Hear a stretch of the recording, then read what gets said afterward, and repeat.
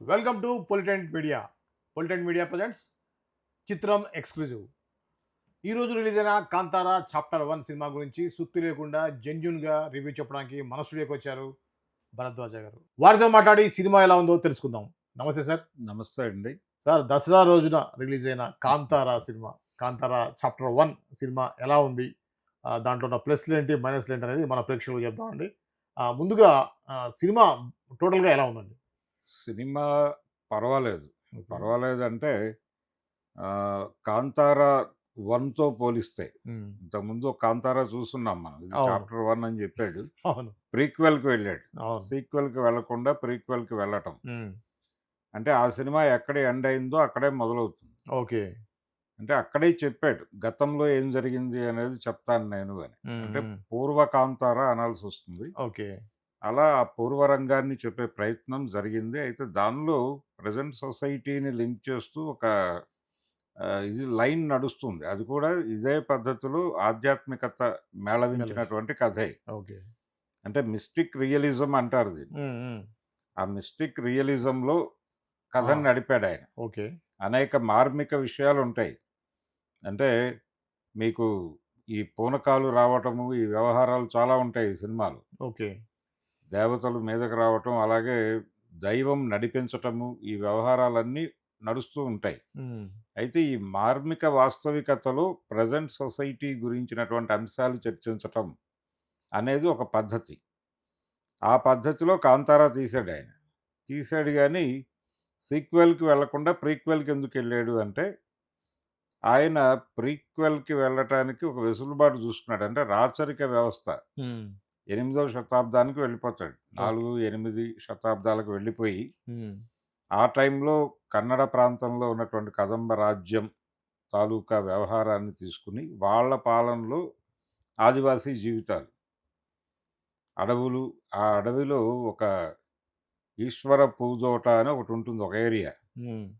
అంటే ఈశ్వరుడు, పార్వతీదేవి అక్కడ ఏకాంతంగా, ప్రశాంతంగా కూర్చోవడానికి బావుంటుంది అని పార్వతీదేవి ఎంపిక చేసినటువంటి ఓ ప్రదేశం. ఒక ప్రదేశం. ఆ ప్రదేశాన్ని కాపలా కాస్తున్నటువంటి కాంతారా జాతి గిరిజనులు. హుహు. వాళ్ళు అక్కడేదో వ్యవసాయం చేసుకుని వ్యవసాయం అంటే అక్కడ ప్రకృతి నుంచి వచ్చేటువంటి యాలకులు ఇలాంటివన్నీ, సుగంధ ద్రవ్యాలు ఇవన్నీ వాళ్ళ ఆ ఫలసాయాన్ని అనుభవిస్తూ ఉంటారు వాళ్ళు. అయితే దీన్ని బయట మార్కెటింగ్ చేసి డబ్బులు సంపాదించుకోవచ్చు అని ఒక చోట ఎక్స్‌పోజ్ అవుతాడు హుహు. హీరో. ఇతను ఆ తెగకి అనుకోకుండా ఒక చోట దొరుకుతాడు ఒక గోతిలో. హ్మ్. అతనికి ఒక పులి కాపలా ఉంటుంది ఆ పిల్లవాడికి. అలా దొరికిన పిల్లవాడిని పెంచుతుంది ఒకావిడ. ఆ తెగకి చెందినావిడ. అక్కడి నుంచి ఈ మార్మిక వాస్తవికత అన్న ధోరణిలో నడుస్తుంది కథ. ఆ పులి అనేది పార్వతీదేవి వాహనం అని మనం అనుకోవాలి. హుహుహుహు. అక్కడి నుంచి అతనికి ఆ రక్ష ఉంటుంది. ఆ రక్ష ఉన్నటువంటి కుర్రవాడు ఈ తెగని ముందుకు తీసుకెళ్ళటానికి రకరకాల ప్రయత్నాలు అంటే మైదాన ప్రాంత ప్రజలు ఈ ఆదివాసీల కంటే ఎందుకు ముందున్నారు హ్మ్. అనేది అతను నెమ్మదిగా వెళ్ళి అధ్యయనం చేసి వీళ్ళని కూడా ముందుకు నడిపించడానికి ఒక ప్రయత్నం చేస్తాడు. ఈ ప్రయత్నం జరుగుతుండగా అక్కడ తెలుస్తుంది. ఎక్కడ రాజ్యంలో. హ్మ్. అక్కడ రాజుగారు రియాక్ట్ అవుతాడు. మొదటి నుంచి కూడా ఈ ప్రాంతం మీద అదుపు సంపాదించడానికి ఈ కదంబ రాజులు ప్రయత్నం చేస్తూ ఉంటారు. ఆ ప్రయత్నంలో ఈ ఈశ్వర పూజోటకొచ్చి ఒక రాజు కన్ను మూస్తాడు. ఆయన కొడుకు పారిపోయి రాజు అవుతాడు. ఆ రాజుగారికి ఇక్కడికి వెళ్ళకూడదు అని ఒక నియమం పెట్టుకుంటాడు. ఆయన కొడుకు రాజు అవుతాడు. అతను మళ్ళీ ఈశ్వర పూజోటకి రావాలి అనుకుంటాడు తాతగారి బాటలో. హ్మ్. వచ్చి వీళ్ళని కంట్రోల్‌లోకి తీసుకోవాలనుకుంటాడు. అనుకోవడానికి కారణం వీళ్ళు వ్యాపార రంగంలోకి వచ్చేస్తారు. ఓకే. అంటే వాణిజ్యం మేమే చేసుకుంటాం. మా సరుకు మేమే అమ్ముకుంటాం అన్న ధోరణిలోకొస్తారు. హ్మ్.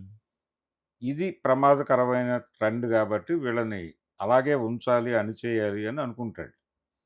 ఈ అణిచివేయటానికి వీళ్ళని కంట్రోల్ చేయటానికి ఇంకొక ఆదివాసీ తెగని వశపరుచుకొని వాళ్ళ ద్వారా వీళ్ళని ఓకే. కంట్రోల్ చేస్తూ ఉంటారు. హ్మ్.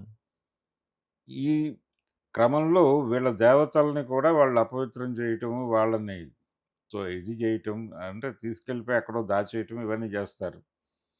ఆ దైవాన్ని విడుదల చేసి ఆ శక్తులతో వీళ్ళని అంతం చేయటంగా కథ నడుస్తుంది. హ్మ్. ఏది తమకు వ్యతిరేకంగా ఉన్నటువంటి ఆదివాసీ తెగతో పాటు ఈ రాచరికాన్ని హ్మ్. నిర్మూలించటం అనే దిశగా కథ నడుస్తుంది. ఇదే ఆయన చెప్పదలుచుకున్నటువంటి లైను. లైన్. దీనిలో చాలా సర్ప్రైజింగ్ ఎలిమెంట్స్ పెట్టాడు. ఓకే.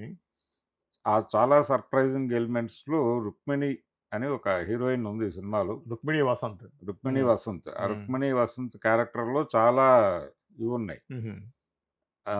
అంటే జనాలకి కొంచెం కంగారు పుట్టించేటువంటి అనేక అంశాలను ఆ క్యారెక్టర్‌లో హ్మ్. పెట్టి డ్రైవ్ చేశాడాయన. హుహు. కాబట్టి ఈ సర్ప్రైజింగ్ ఎలిమెంట్స్ అన్నీ కూడా సెకండ్ హాఫ్‌లో ఆడియన్స్‌ని బాగా ఎంగేజ్ చేస్తాయి. హ్మ్. అయితే మొదటి 'కాంతారా'లో ఉన్నటువంటి పాయింట్ ఏంటి మనం మాట్లాడుకున్నాం ఇందాక. హ్మ్. ప్రెజెంట్ సొసైటీతో లింక్ చేస్తూ నడవాలి. మీరు మిస్టిక్ రియలిజంలో నడిపినప్పటికీ సినిమాని ప్రెజెంట్ సొసైటీతో ఒక లింక్ ఉండాలి. ఆ లింక్ దీనిలో పెద్దగా కనిపించదు. ఓకే. ఆ కనిపించకపోవడం అనేది ఒక వెలితిగా అనిపిస్తుంది ఆడియన్స్‌కి. ఏదో ఒక చందమామ కథ చదువుతున్నాం అనుకుని కూర్చుంటే ఇబ్బంది లేదు. హ్మ్. హ్మ్. లాజిక్స్ అలా వెళ్ళిపోతుంది. వెతకకుండా. లాజిక్స్ వెతకకుండా.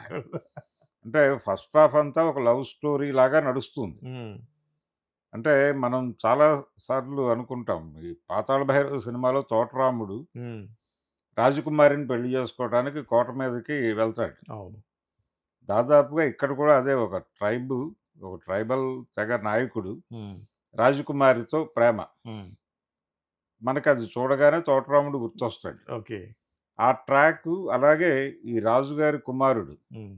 అతను చేసే వికృత విన్యాసాలు హ్మ్. దీని మీద ఫస్ట్ హాఫ్ అంతా నడిచిపోతుంది. ఆయన చెప్పదలుచుకున్న కథంతా సెకండ్ హాఫ్‌లో జెప్పాడు. ఓకే. అదే ఫస్ట్ హాఫ్ స్లో ఉంది అనేది ఒక వచ్చింది టాకు. అవును. ఆ హ్మ్. స్లో ఉండటానికి కారణం పాత్రల పరిచయము, అలాగే సన్నివేశాలు ఎలా డ్రైవ్ అవుతాయనేది చెప్పటము, హ్మ్. దానికి కొంచెం టైం తీసుకున్నాడు. ఓకే. ఆ టైం తీసుకొని వీళ్ళ లవ్ ట్రాక్ ఒకటి నడిపాడు. ఓకే. అలాగే అన్నా చెల్లెళ్ళ మధ్య వైషమ్యము, గొడవలు అలా నడిచిపోతుంది ఫస్ట్ హాఫ్ అంతా. సెకండ్ హాఫ్‌లో ఆ అమ్మాయి క్యారెక్టర్‌లో చాలా సర్ప్రైజింగ్ ఎలిమెంట్స్ అన్నీ పెట్టాడు. హుహు. అలాగే వీళ్ళ రిలేషన్ ఏమిటి అనేది అర్థమవుతుంది తర్వాత. ఆవిడకి ఒక టార్గెట్ ఉంటుంది. ఆ టార్గెట్ ఏమిటి అనేది తెలుస్తుంది. హుహు. ఈ అన్నగారి ప్రవర్తన, అన్నగారి మీద ఇతనెలా రివెంజ్ తీర్చుకున్నాడు. హ్మ్. ఇవన్నీ కలిపి అలాగే ఈ గిరిజన తెగల మధ్య జరిగేటువంటి యుద్ధాలు, ఆ యుద్ధాల్లో వచ్చేటువంటి అనేక అంటే కోతులు ఇలాంటి చాలా వాటిని వాడేసుకున్నాడు. హుహు. వీఎఫ్ఎక్స్ చాలా బాగుంది సినిమాలో. ఓకే. ఆ! టెక్నికల్‌గా సినిమా చాలా బాగుంది. హుహు. గత 'కాంతార' కంటే దీనికి విపరీతంగా ఖర్చు పెట్టారు. అవును. అలాగే ఆర్టిస్టులను కూడా ఆ క్యారెక్టర్‌లకు తగిన వాళ్ళని తీసుకున్నారు. 'జయరామ్‌ని' వీళ్ళందరిని తీసుకొచ్చారు. హ్మ్. హ్మ్.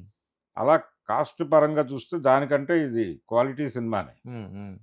అలాగే ఇతనికి 'రిషబ్ శెట్టికి' ఆ డైరెక్టరు, హీరో 2 ఆయనే. అవును. కథ కూడా ఆయనదే. హ్మ్. అయితే ఆయనకున్న అడ్వాంటేజ్ ఏంటంటే ఆయన కళాకారుడు. హ్మ్. స్టేజ్ పెర్ఫార్మర్ ఆయన. హ్మ్. యక్షగానాలు ఇలాంటివి చేస్తాడు ఆయన. నర్తకుడు కూడా. కాబట్టి ఆయనకి ఆడియన్స్‌తో నేరుగా కాంటాక్ట్ ఉంటుంది. ఓకే. ఆడియన్స్‌ని థియేటర్‌లో అరిపించటం అనేది చేయటానికి ఏం చేయాలో తెర మీద అది చేయగలడతను. అదే ప్రాక్టికల్‌గా తెలుసు కాబట్టి తెలుసు స్టేజ్. కాబట్టి. ఓకే. అందుకని జనాల్ని థియేటర్‌లో కేకలు పెట్టించాడు. ఆహా! ఈ సినిమాలో కూడా. హుహు. గతంలో కూడా థియేటర్‌లు మారుమోగటం మనం చూసాం. 'కాంతార' రిలీజ్ అయిన థియేటర్‌లన్నీ కూడా హ్మ్. జనాల అరుపులతో నిండిపోయినాయి. అంటే ఎమోషనలైజ్ చేస్తాడు. హ్మ్. ఆ ఎమోషనలైజ్ చేసి ఒక పీక్స్‌కి తీసుకెళ్ళటం ఎమోషన్‌ని. అది బాగా తెలుసు అతనికి. ఇందులో కూడా అది సెకండ్ హాఫ్‌లో బాగా వాడుకున్నాడు ఆ ఎలిమెంట్‌ని. హ్మ్. అలాగే ఫోక్ ఎలిమెంట్‌ని, జానపద కథల్ని సినిమాకి అడాప్ట్ చేయటం అనే దానిలో కూడా ఇతనికి కొంత స్పెషలైజేషన్ ఉంది. అది హ్మ్. కనిపించింది. హుహు. ఒకటే లోపం ఏంటంటే ప్రెజెంట్ సొసైటీతో లింక్ చేయకపోవడం అనేది ఒకటే లోపం. ఓకే. అది తప్ప మిగిలిందంతా బావుంది సినిమా. హ్మ్. అయితే ఈ గిరిజన తెగల మధ్య ఆ ఘర్షణలు స్ట్రెయిట్ ప్లాన్ చేయటం, హ్మ్. రాజుగారు దాన్నలా నడుపుతూ తనకు అనుకూలంగా ఇంకొక తెగని వాడుకోవడం. ఈ వ్యవహారం చూస్తే మనకు ఛత్తీస్‌గఢ్‌లో మావోయిస్టులను అంతం చేయటానికి సల్వాజుడుంని ప్రోత్సహించింది అవును. గవర్నమెంట్. అవును. సల్వాజుడుం అనే పేరుతో ఒక ప్రైవేట్ ఆర్మీని నడిపారు. హ్మ్. ఆ ప్రైవేట్ ఆర్మీని నడపడం తప్పని సుప్రీం కోర్ట్ జడ్జిమెంట్ చెప్పింది. హ్మ్. కేసు వేస్తే ఎవరో. ఆ తర్వాత అది ఆగింది. హ్మ్. అలా ట్రైబల్స్‌కి వ్యతిరేకంగా ట్రైబల్స్‌ని ఆర్గనైజ్ చేయటం అనే పద్ధతి హ్మ్. కొంత కనెక్ట్ అవుతుంది. ఈ సినిమా చూస్తుంటే అదెక్కడో గుర్తొస్తుంది లీలగా. ఓకే. ఓకే. అదొక్కటే లింక్ తప్ప ప్రెజెంట్ సొసైటీతో ఇంకేమీ లేదు సినిమాలో. సరదాగా ఓ చందమామ కథలాగా థియేటర్‌లోకెళ్ళి కూర్చొని హ్మ్.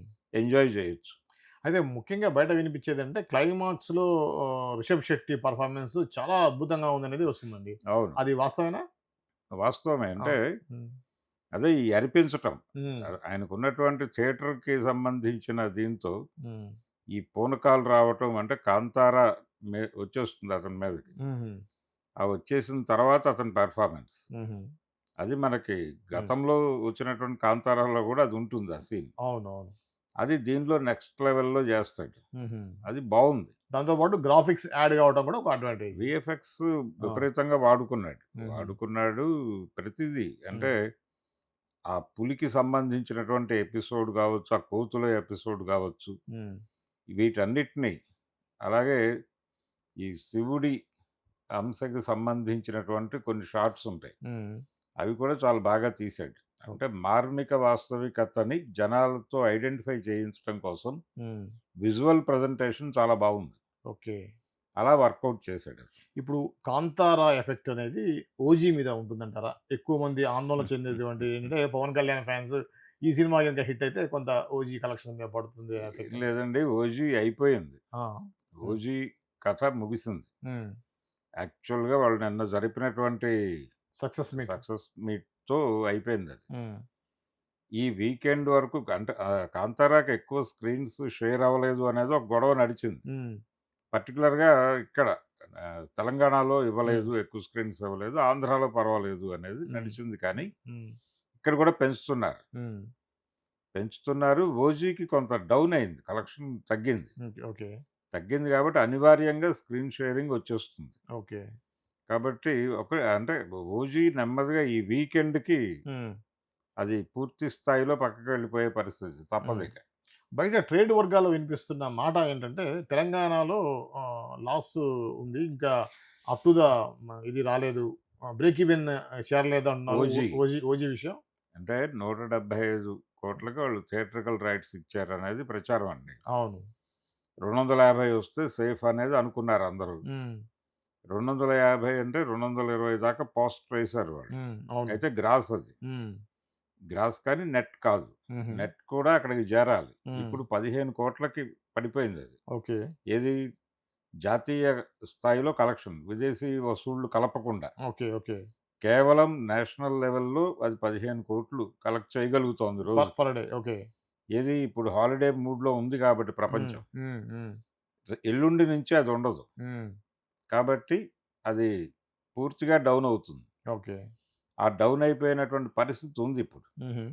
ఆ డౌన్ అంటే అది అప్‌వర్డ్ మూవ్‌మెంట్‌లో లేదది. హ్మ్. డౌన్‌వర్డ్ మూవ్‌మెంట్‌లోనే ఉంది. ఓకే. సో, ఈ వీకెండ్ అంటే ఇక్కడి దాకా నడవటం. సినిమా 2 వారాలు నడిస్తే ఇక అద్భుతం. అవును. మూడో వారం కూడా నడిస్తే హ్మ్. అది మహాద్భుతం. Super hit. అంటే ఆ రోజుల్లో సంవత్సరం ఆడింది సినిమా అని చెప్పుకునేవాళ్ళు. అవును.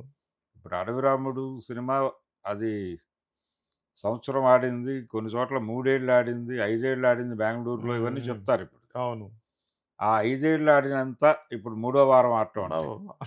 ఓకే. ఒకప్పుడు 4 హ్మ్. వారాల సినిమా అంటే అది 4 వారాల సినిమా అని పెదవి విరిచేవారు. అవును.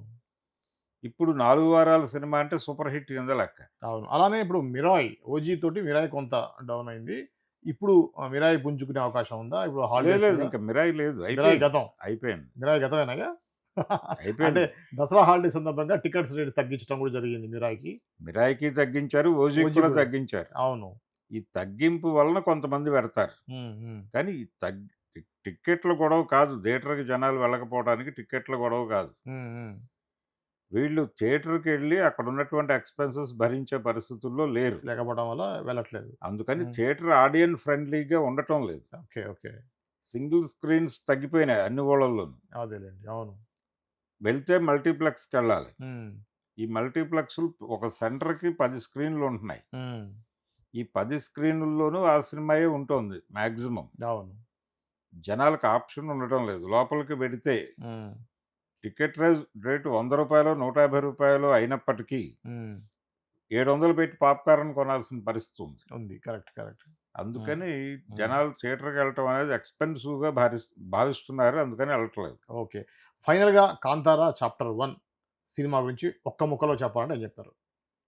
ఒక్క ముక్కలో చెప్పాలంటే సినిమా పర్వాలేదండి. అంతకు మించి ఏం గాదు. వన్ టైమ్ వాచబులా? వన్ టైమ్ వాచ్ అంతే. వన్ అంతకు టైమ్ మించి ఏం సినిమా. గాదు. ఓకే. ఓకే. థ్యాంక్ యూ అండి. Thank thank you. You. Thank you very much. ఇది అండి చాప్టర్ 1 కాంతార సంబంధించి సినిమా సంబంధించిన విశ్లేషణ. మరో అంశంతో మళ్ళీ కలుద్దాం. అంతవరకు చూస్తూనే ఉండండి. వోల్టెంట్ మీడియా ప్రెజెంట్స్ చిత్రం ఎక్స్‌క్లూజివ్.